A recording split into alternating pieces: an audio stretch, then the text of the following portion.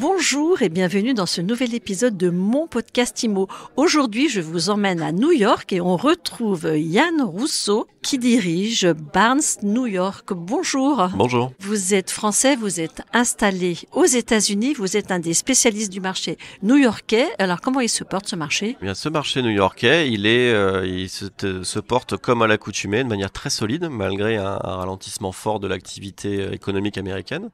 Donc l'activité immobilière s'en ressent. Il y a moins de transactions immobilières, il y a moins de demandes, mais le marché s'ajuste et donc moins de propriétaires mettent leurs biens en marché, ce qui fait qu'il y a une stabilisation des prix, voire même une légère augmentation des prix, ce qui est un peu contre-intuitif. Donc le marché se rétrécit, mais justement comme il y a moins d'offres, les prix se stabilisent plutôt à la hausse. Alors c'est un peu ce qu'on a sur certains segments hexagonaux. C'est vrai que c'est assez intéressant, c'est une particularité du marché new-yorkais. C'est dès qu'il y a une contraction de marché, que ce soit pour une raison économique ou raison géopolitique, le propriétaire new-yorkais, du moins dans l'ancien, est rarement dans une urgence de vendre, donc il peut se permettre en fait de retirer son bien du marché et d'attendre de jours meilleurs, souvent un cycle qui va prendre, mettons, deux ou trois trimestres, et ensuite remettre sur le marché. Comment il s'explique le ralentissement économiquement ? C'est quoi les données économiquement, entrepreneurialement ? C'est l'économie américaine qui se contracte. On s'attend à une récession en 2023 qui serait normalement, si elle arrive, elle serait courte à la fois en intensité et en durée. La Fed, donc la Banque fédérale américaine, a fortement augmenté les taux directeurs pour combattre l'inflation. Donc ce qui fait que mécaniquement les taux d'emprunt aussi ont doublé l'année dernière. Ralentissement donc de l'économie, ralentissement des marchés, beaucoup de valorisations boursières ont chuté drastiquement. Beaucoup de licenciements ? Beaucoup de licenciements. Maintenant, c'est en conséquence depuis maintenant quelques mois, notamment toutes les grandes boîtes de technologie.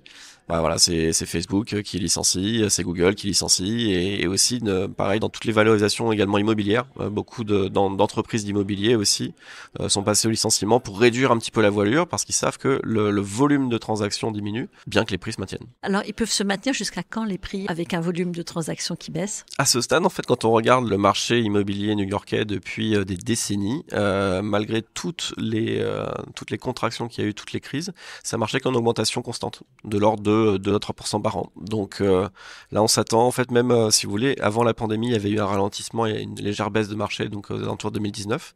Et après, suite à la pandémie, c'est remonté, on est revenu sur ces petits cycles. Donc quand on a un ralentissement, en général, c'est un cycle peut-être d'un an ou deux, où c'est assez calme, et après ça reprend et ça compense le manque des années précédentes. Alors les quartiers les plus prisés à New York, ce sont lesquels et combien ça coûte ? Celui qui est actuellement le plus onéreux, disons, s'appelle Hudson Yards. Pour la raison pour laquelle c'est le plus onéreux, c'est pas nécessairement que c'est le plus demandé, mais c'est qu'en fait c'est un quartier qui a été un peu construit ex nihilo, où il y a que des programmes neufs. Les programmes neufs sont intrinsèquement plus chers que l'ancien, donc ceci explique cela. Après, pour les quartiers qui sont en vogue, qui sont toujours en très forte demande, c'est ce qu'on appelle un petit peu les quartiers villages, donc ils ont tendance à s'éloigner des zones touristiques autant que possible de New York, notamment Tribeca, qui est celui-ci est le plus demandé, le plus valorisé depuis maintenant plusieurs années. Soho et West Village, donc qui sont aussi à proximité, qui sont des quartiers résidentiels d'une échelle plus petite. Donc on n'est pas dans des gratte-ciel, on est plutôt dans des petits immeubles, dans des maisons de ville.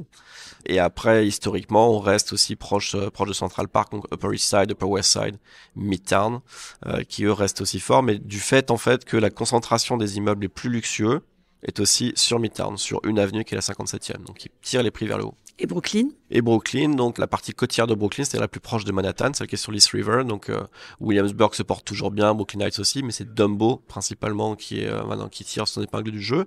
Et maintenant, à partir du moment où ces parties côtières tellement proches de Manhattan, les prix s'alignent avec Manhattan, donc les gens s'éloignent un petit peu plus, rentrent plus à l'intérieur de Brooklyn pour trouver des prix plus intéressants. Et donc là, on a des quartiers comme Gowanus, comme Coral Gardens, comme Downtown Brooklyn, Cobble Hill, qui sont en vogue. Alors au niveau des prix, des fourchettes de prix dans ces quartiers ? Alors les fourchettes de prix, ce qu'il faut savoir, c'est qu'en fait Manhattan, on est autour de $15,000 du pied carré, ce qui va se traduire grosso modo actuellement entre le taux de change et la conversion pied carré mètre carré, on est plus ou moins à 15 000 € du mètre carré. Et donc ça, c'est pour tout marché confondu. Quand on est sur du programme neuf, on monte en général à 20 000. Et après, donc tous ces quartiers-là, on est plus alentour plutôt des 25 000. Donc les quartiers qui sont les plus demandés, 25 000. Et après, quand on est sur les constructions neuves les plus recherchées dans les meilleurs quartiers, ça peut monter à 40 000, 50 000 euros du mètre carré. Vous êtes à Paris pour présenter à de futurs investisseurs français des opportunités d'investissement justement à New York. À ces prix-là, ça vaut le coup? Oui, absolument. Donc ça fait partie de notre activité. On vient prêcher la bonne parole new-yorkaise à notre clientèle historique, bien évidemment qui est française, mais également on fait le tour des capitales européennes. Et donc on vient en présentant ces éléments de marché et en présentant surtout où sont les opportunités actuellement. On a certes un ralentissement de marché, donc on a moins d'offres, moins de demandes, des prix qui sont stables, voire en augmentation, mais ceci c'est valable dans l'ancien. Les programmes neufs, eux, ont une logique différente parce qu'ils n'ont pas la possibilité en fait d'attendre que le marché se redresse. Ils ont des exigences de financement, des contraintes de financement, des contraintes réglementaires aussi auprès de la ville et de l'État, donc ils doivent solder leur inventaire. Et c'est au niveau des programmes neufs qu'il y a une vraie opportunité de marché qui, elle, ne devrait pas durer plus de 1 ou 2 semestres. Ça veut dire qu'on peut acheter avec des rabais de combien par rapport au plus haut du marché? Parce que j'imagine que c'est la question que vont vous poser vos investisseurs. Exactement. Alors, historiquement, les programmes neufs ne se négocient pas. Dans l'ancien new-yorkais, on négocie peu. Actuellement, dans l'ancien new-yorkais, on négocie de l'ordre de, environ 5% dans le meilleur des cas. Sur les programmes neufs, on peut aller au moins à 10%. Et peut-être par endroit aller un petit peu au-delà. Dans les quartiers prisés que vous nous avez évoqués? Ça dépend de l'usage qu'on veut en faire. Dans ces quartiers-là, oui, mais ça dépend de l'usage qu'on veut en faire parce qu'il y a d'autres quartiers qu'on va recommander, et notamment sur beaucoup de programmes neufs, il y a des exemptions de taxes foncières qui sont accordées à certains immeubles, sur certains quartiers, et ça pour des durées assez longues. C'est-à-dire qu'on a des immeubles qui autorisent des exemptions de taxes foncières sur 25 ans. Donc ça rend l'acquisition tout à fait intéressante, mais la valorisation aussi à terme, c'est-à-dire lors de la revente, vous avez encore en fait une exemption de taxe foncière qui reste attachée à l'appartement pendant encore une quinzaine d'années. Le ticket d'entrée pour ces investissements? Ticket d'entrée à New York pour faire quelque chose de satisfaisant, on est de l'ordre du $1 000 000, que ce soit en neuf ou en l'ancien un petit peu moins, Brooklyn un petit peu moins, mais bon, on reste aux alentours des 700 000, 800 000 pour vraiment le ticket d'entrée, le petit studio voilà. Espérance de plus-value et puis rentabilité financière. En fait, la rentabilité new-yorkaise, il faut la concevoir de deux manières. C'est-à-dire que vous avez la rentabilité immédiate, le cash on cash annuel, c'est-à-dire votre rentabilité locative. On est sur une place immobilière qui est très forte, donc on a des taux de rentabilité qui sont de l'ordre de Paris, on va être sur du 3%. En ce moment, les loyers sont très hauts à New York. Il n'y a pas d'encadrement des loyers à New York. Il y en a, mais pas sur les biens qui vont être acquis par des investisseurs. Disons qu'il y a une partie de l'inventaire qui est sous loyer encadré, mais ça reste minoritaire. Et donc vous avez cette rentabilité locative annuelle de l'ordre de 3%, mais vous avez la valorisation du bien, et comme je disais, qui est lissée sur plusieurs années, depuis des décennies, on prend 3% à New York. Donc bon an mal an, quand vous ajoutez les deux, si vous sortez effectivement au bon moment, et vous rentrez au bon moment, ça peut faire quelque chose de plus intéressant que ce qu'on y croit. Le profil type des gens que ça peut intéresser? Alors nous, acquéreurs, on a effectivement l'investisseur locatif, je dirais individuel. Donc il lui va acheter peut-être un appartement de l'ordre de $1 million, $2 millions qui va le mettre en location. On a malgré tout une belle quantité de clients d'achat plaisir, pied à terre, ou qui veulent acheter dans la perspective que leurs enfants fassent leurs études.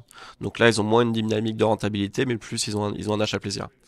Et après, on travaille avec des clients qu'on qualifie plus d'institutionnels, qui achètent soit des immeubles d'appartements, soit des appartements de grande taille, parce que les appartements de grande taille sont en inventaire encore plus faible à New York, donc ils sont plus valorisés. Merci beaucoup Yann Rousseau. Je rappelle que vous dirigez Barnes New York et Westchester. Merci beaucoup, merci à vous.